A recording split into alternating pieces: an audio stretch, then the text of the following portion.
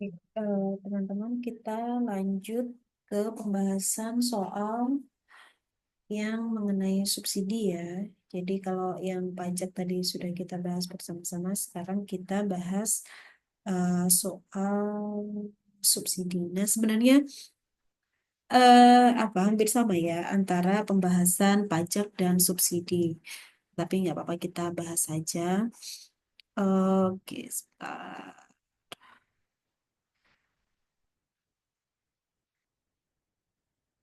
Eh, Kemarin pembahasan terkait subsidinya diketahui Bu Anggari langsung membuat soalnya, langsung menulis soalnya ya. Diketahui apa? Nah, Bu Anggari sering menuliskan diketahui, ditanya, dijawab. Nah, ini gunanya untuk apa sih? Gunanya untuk kita itu mengidentifikasi soal tersebut. Misal diketahui QS sama dengan -28 plus 2p kuadrat. Sedangkan QD-nya diketahui 20 min p kuadrat. Kemudian ditanyakan, hmm,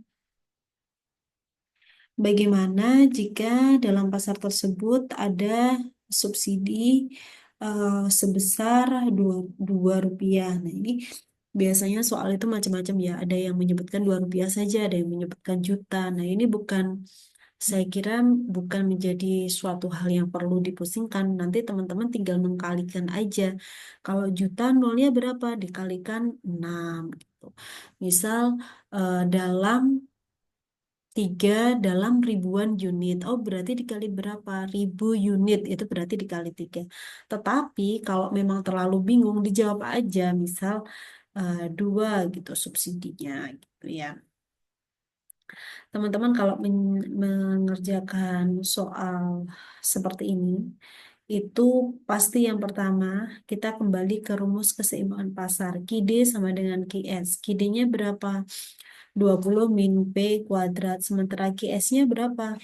QS-nya min 28 plus 2P kuadrat. Oke,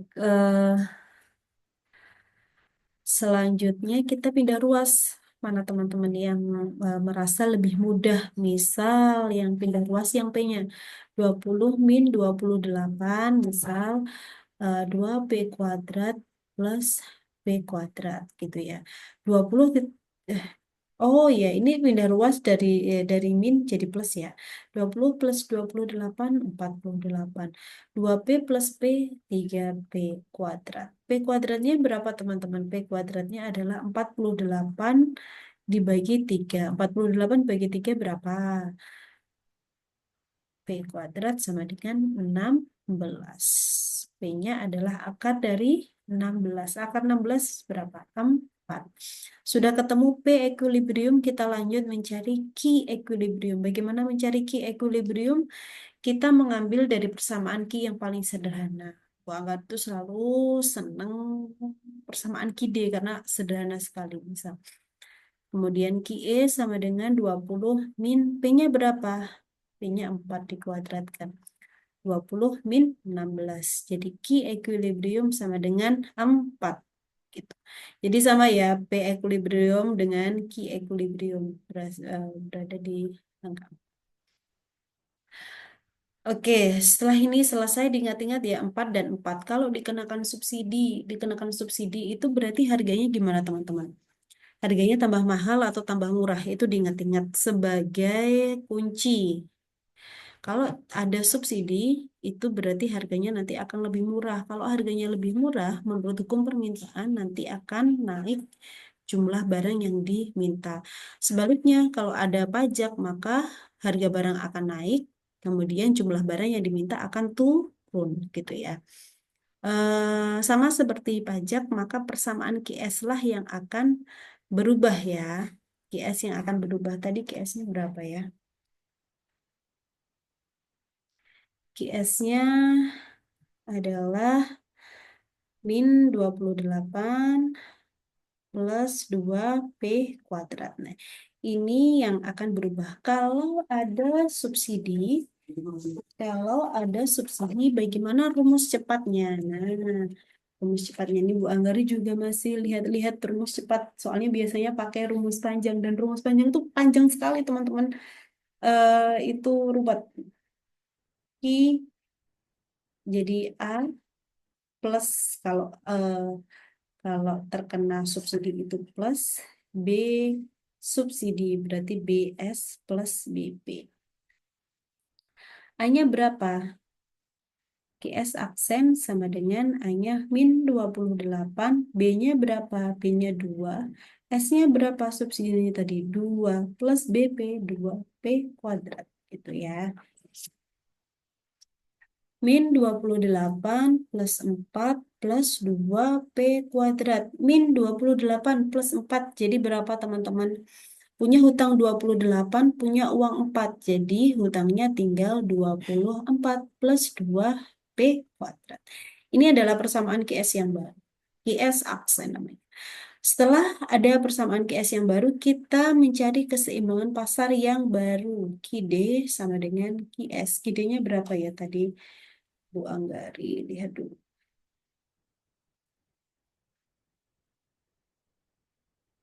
Dulu. Sulit ya. Ide, Q-nya tadi 20 min P kuadrat. 20 min P kuadrat. QS-nya min 24 plus min 20. Min 24 plus, ya, mana ini?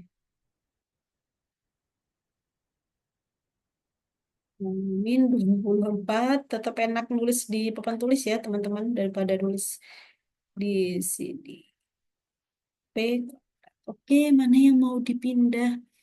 Yang gampang-gampang aja lah, 20 plus 24. 24 dari min pindah ruas jadi plus sama dengan 2P kuadrat. Min P-nya min pindah ruas jadi plus P kuadrat. 44 sama dengan 3P kuadrat. Nah ini berarti P kuadratnya berapa? P kuadratnya sama dengan 44 dibagi 3 teman-teman. Nah berapa itu ya? P kuadrat sama dengan 44 dibagi 3. Kalau 45 dibagi 3 kan gampang ya 15. Kalau 44 mari kita hitung 14,67. Oke, kemudian untuk P equilibrium setelah pajak adalah akar dari 14,67. Jadinya 3,8. Cocok ya teman-teman. Tadi harganya itu 4 sebelum pajak, sebelum subsidi. Setelah terkena subsidi turun berarti cocok. Bagaimana QE aksennya? QE aksennya kita ambil dari rumus yang paling sederhana 20 min P kuadrat sama dengan 20 min P-nya berapa dikuadratkan? 14 6,7. Jadinya 20 dikurangi 14,7. 5,33. Naik ya teman-teman.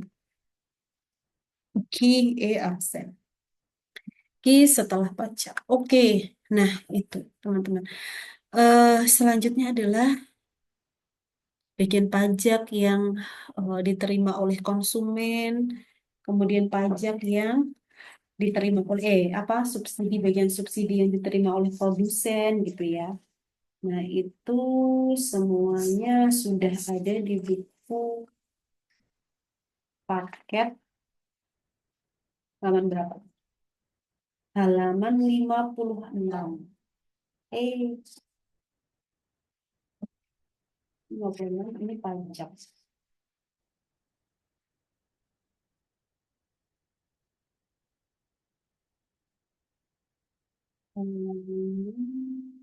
Enggak.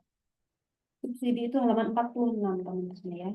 46. Rumusnya gimana, Bu? Rumusnya subsidi yang diterima oleh konsumen adalah eh, harga sebelum dikurangi harga setelah. Harga sebelumnya tadi berapa ya? 4 dikurangi setelah pajak. Nah, ini gampang. Nanti produsen juga gitu. Besaran subsidinya berapa? Subsidinya berapa dikurangi SK ini. Nah, ini teman-teman hitung sendiri ya. Tadi soalnya Bu Anggari hapus-hapus. jadinya lupa. Mungkin itu ya pembahasan apa? Pembahasan soal PR. Kalau ada kelas yang tidak sama dengan soalnya, nggak apa-apa dipelajari masing-masing. Setelah ini Bu Anggari akan berikan penjelasan mengenai materi model nonlinier pada penerapan bisnis, pada analisis bisnis. Sebenarnya sama di penerapan linier, tapi mungkin saya berikan beberapa contoh. Oke, begitu. Terima kasih teman-teman ya semuanya dan Bu Anggari mohon maaf. Saya akhiri, wassalamualaikum warahmatullahi wabarakatuh.